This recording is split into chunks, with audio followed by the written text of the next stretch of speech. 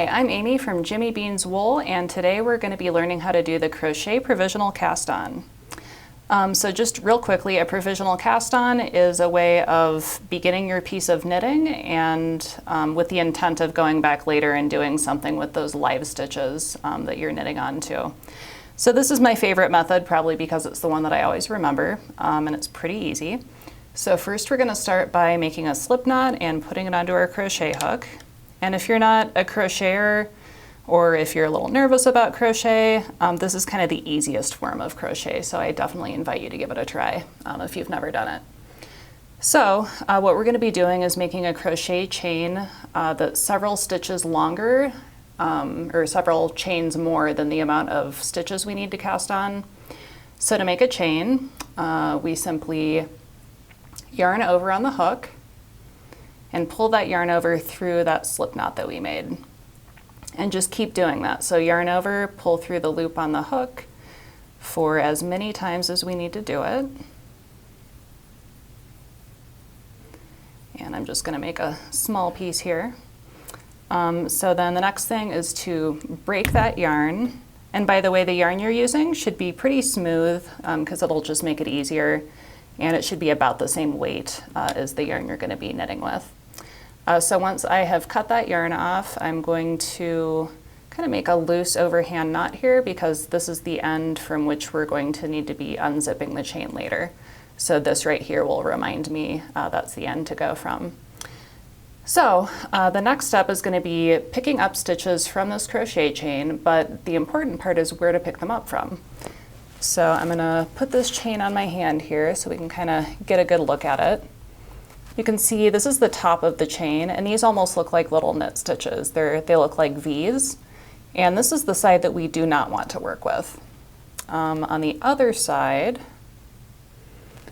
you can see we've got little bumps here, and it's through each of these little bumps on the back side that we're going to be picking up and knitting through. So first I'm going to grab my needle.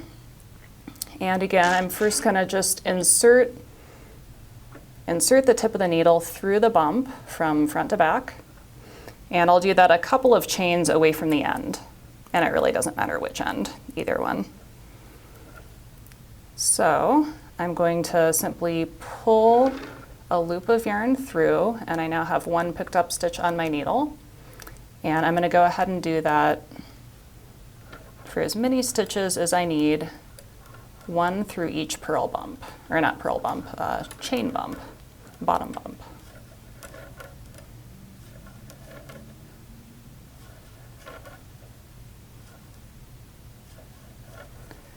And then I will be back to show you how to deal with taking the chain off.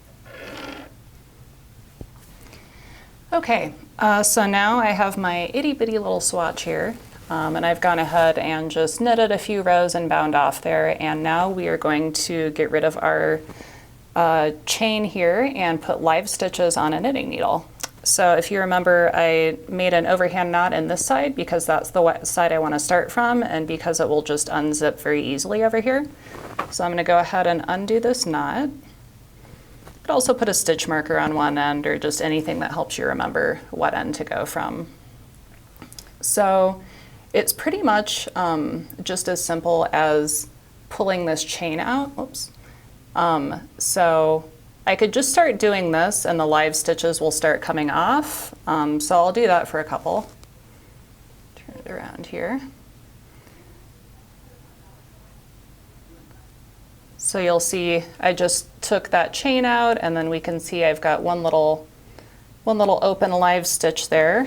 So if you're using a sticky yarn, you probably don't need to be too worried about your knitting coming out, but just to be safe, it's kind of nice to go one stitch at a time and put your needle into each one as you take the chain out.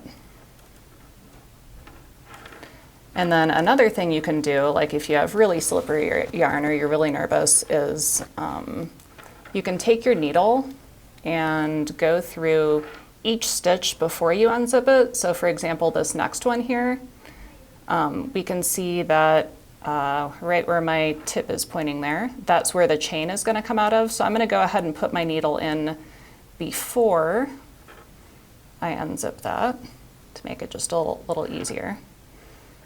But I'm feeling adventurous, so I'm just going to go ahead and not do that.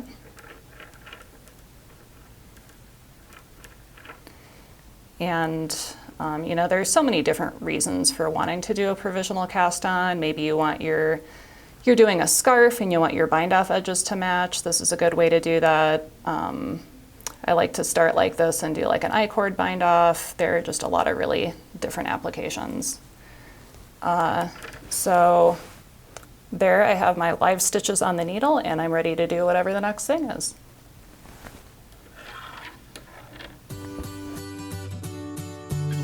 Thank you so much for checking out this video.